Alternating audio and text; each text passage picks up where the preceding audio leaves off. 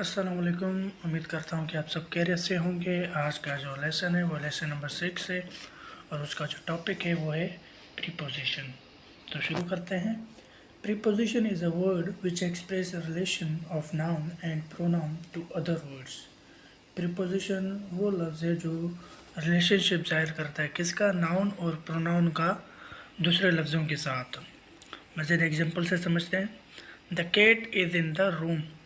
Cat क्या है, कमरे में है। अब केट हमारा नाउन है, इन हमारा प्रीपोजिशन है। अब केट इन जो है, केट और इन द रूम दोनों का मतलब कि नाउन का रिलेशनशिप दूसरे लफ्ज़ों के साथ, यानी द रूम हमारे क्या वर्ड्स है, ठीक है, इसके साथ जाहिर कर रहा है। अब ये केट नाउन है हमारा, अब ये रिलेशनशिप जाहिर कर रहा है द रूम के साथ। वो कौन रिलेशनशिप जाहिर कर रहा है, प्रीपोजिशन। प्रीपोजिशन क्या है हमारा, इन ने। अभी मज़ीद इसकी कैंस से समझते हैं। There are 7 types of preposition, types sorry.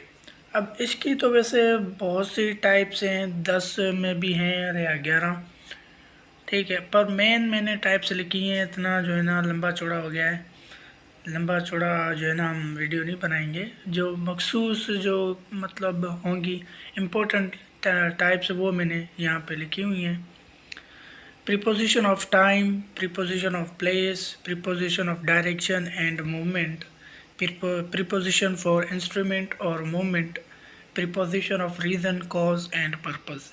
ये सेम ही है, रीज़न भी ज़ाहिर होता है, कॉज भी सेम है, सबब, ठीक है, और पर्पस मकसद, ये तीनों चीज़ें सेम है। आपको यानी कंफ्यूज होने की ज़रूरत नहीं है कि कहीं आप मैं लिख देता यहाँ पे खाली प्रीपोजिशन ऑफ रीज़न और कहीं आपको जो है ना कॉज मिल जाता लिखा हुआ कि भाई प्रीपोजिशन ऑफ कॉज तो इस चैनल में पढ़ाया नहीं है, तो इसलिए मैंने ये तीनों आपको बता दिए। इसमें कोई कंफ्यूज होने की ज़रूरत नहीं है, ये तीनों सेम ही होते हैं। अब 6 जो है प्रीपोजिशन ऑफ मैनर है, और 7 लास्ट जो है वो है प्रीपोजिशन ऑफ पोजीशन। तो स्टेप बाय स्टेप इनको डिस्क्राइब करता हूँ। अब प्रीपोजिशन ऑफ टाइम, आपको पता तो चल गया होगा जितनी भी वीडियोस देखी हैं कि जो भी मतलब प्रीपोजिशन ऑफ टाइम हो या एडवर्ब ऑफ टाइम हो या कोई भी पार्ट्स ऑफ स्पीच का टाइप्स टाइम से रिलेटेड हो तो समझ जाएं कि ये टाइम को जाहिर करता है। तो इस वजह से सिंपली मैंने डेफिनेशन यहाँ पे लिखी हुई है, it is use to denote time. ये टाइम को जाहिर करता है, इसमें कोई जो है कन्फ्यूज़ होने की ज़रूरत नहीं है। कोई लंबी चौड़ी जो है ना इसकी कोई टाइप्स नहीं है, बिल्कुल सेम टाइप्स हैं जो आपने पिछली वीडियोस में पढ़ी और सीखी हैं, वही आगे जाके वही इसकी टाइप्स होती हैं, बस पार्ट्स ऑफ स्पीच चेंज होता है। अब एग्जांपल इन, एट, यहाँ पे सॉरी गलती से 2 दफ़ा इन हो गया, ऑन हो गया या फ्रॉम हो गया, इस किस्म की जितनी भी प्रीपोजिशन है वो टाइम को जाहिर करती हैं। अब ही रीच्ड एट 9 o'clock, अब वो 9 बजे पहुंच गया। अब 8 हमारा क्या हो गया, प्रीपोजिशन टाइम हो गया, क्योंकि ये टाइम को जाहिर कर रहा है। 9 o'clock सॉरी, वो 9 बजे पहुंच गया। 8 हो गया, आप इन भी लगा सकते हैं। ही रीच्ड इन स्कूल, वो स्कूल में पहुंच गया। ये इस किस्म की जितनी भी मतलब आ जाती हैं preposition. He reached on Monday, इस किस्म के जितने भी होते हैं वो प्रीपोजिशन ऑफ टाइम होते हैं, वो टाइम को जाहिर करते हैं। अब preposition of place same as it is use to denote the place, ये प्लेस को जाहिर करते हैं।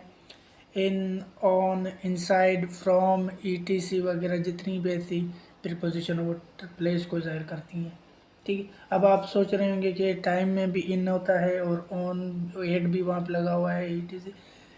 अब देखें, इंग्लिश में एक वर्ड की कई मीनिंग होती हैं और एक वर्ड का कई यूजेज होता है, ठीक है। वो आपके ऊपर डिपेंड करता है, आगे जाके मैं इस पर भी वीडियोस बनाऊंगा कि सेंस के जो है ना रिलेटेड होता है, आपको सेंस लेना पड़ता है। अब ये इन, ऑन, इनसाइड ये प्लेस को जाहिर करती है इसी preposition. He put his book on the table, उसने अपनी किताबें टेबल के ऊपर रखी। अब ऑन क्या है, टेबल क्या है हमारा, जगह है, ठीक है, प्लेस है। अब ऑन क्या किसको जाहिर कर रहा है, जगह को जाहिर कर रहा है कि उसने भाई टेबल के ऊपर किताबें रखी, प्लेस हो गया हमारा। ऑन अब किसको जाहिर कर रहा है, प्लेस को जाहिर कर रहा है, ऑन द टेबल। ठीक है। अब तीसरे यह है preposition of direction and movement. This preposition express direction and movement of something. ये किसी चीज़ की डायरेक्शन और मूवमेंट को जाहिर करते हैं। ये प्रीपोजिशन है, मूवमेंट या डायरेक्शन को शो करती हैं, एक्सप्रेस करती हैं। अप, डाउन, ओवर, ईटीसी वगैरह जितनी भी हो गई, ये सारी प्रीपोजिशन ऑफ डायरेक्शन और मूवमेंट है। He went to the office. अब वो ऑफिस गया। अब टू द ऑफिस, ऑफिस क्या है? डायरेक्शन है। Preposition of direction and movement. These preposition express direction and movement of the something. ठीक है, ये डायरेक्शन ऑफ मूवमेंट को शो करती हैं। अब चलते हैं चौथी प्रीपोजिशन की तरफ। प्रीपोजिशन फॉर इंस्ट्रूमेंट और मीन्स। ये it is use to indicate using which the action is done. ये इशारा करती हैं एक्शन की तरफ जो किया गया हो। For example with, by. ये with by preposition for instrument और मीन्स को ज़ाहिर करती हैं, ज़रिए को ज़ाहिर करती हैं, इंस्ट्रूमेंट को ज़ाहिर करती हैं कि भाई जिस चीज़ से, किस चीज़ से या किस के ज़रिए ये एक्शन किया गया है। He went to office by बस।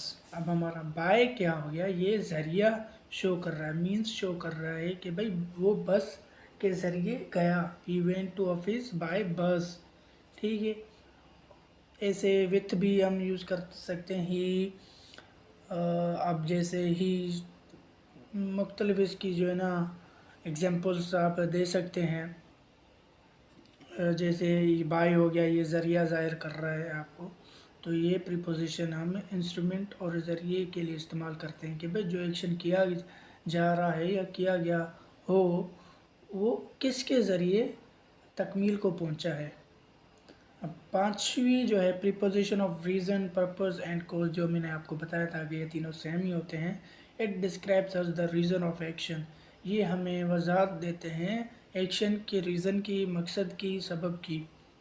For example due to, because of, through, for, ये जितनी भी होती हैं ये प्रीपोजिशन ऑफ रीज़न से होती हैं prepositions.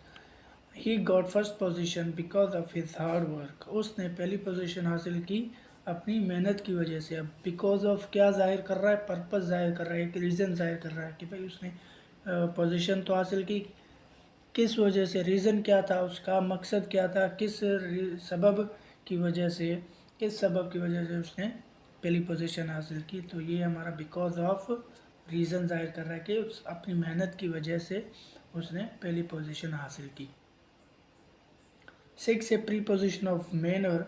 It is use to show the manner. ये मैनर को शो करते हैं। फॉर एग्जांपल विथ और बाय सेम हो गया जो ऊपर हमने पढ़ा था। प्रीपोजिशन ऑफ इंस्ट्रूमेंट और मीन्स, ये भी सेम चीज़ है।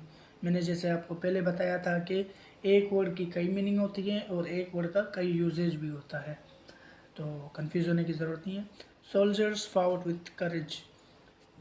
सिपाही, सोल्जर हिम्मत के साथ लड़े। अब विथ हमारा क्या है? प्रीपोजिशन ऑफ मैनर है। ये कोरेज यानी एक मैनर जाहिर कर रहा है कि भाई हिम्मत के साथ वो सोल्जर ने अपनी फाइट लड़ी। अब लास्ट वन इज है प्रीपोजिशन ऑफ पोजीशन। पोजीशन यानी मिल्कियत। It is use to express the possession of noun और प्रोनाउन। ये नाउन और प्रोनाउन की पोजीशन, मिल्कियत को जाहिर करता है। For example the boy with red hair.